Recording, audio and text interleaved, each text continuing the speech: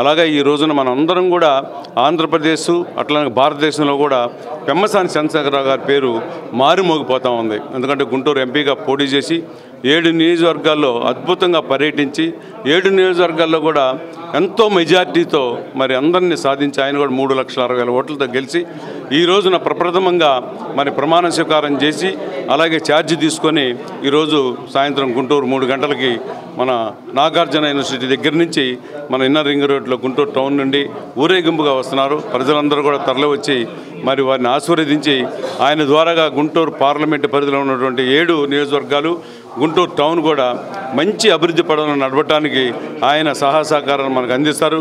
కాబట్టి నేను కూడా ఆయనతో పాటు 3 నెలలు మరి చాలా గ్రామాలు తిరిగాను. ఒక మంచి వ్యక్తి మరి పార్లమెంట్ సభ్యుడిగా రావటం, అలాగే సెంట్రల్ మినిస్టర్ గ్రామీణాభివృద్ధి అలాగే కమ్యూనికేషన్ మంత్రిగా, అలాగే పవన్ కళ్యాణ్ గారు కూడా గ్రామీణాభివృద్ధి తీసుకున్నారు.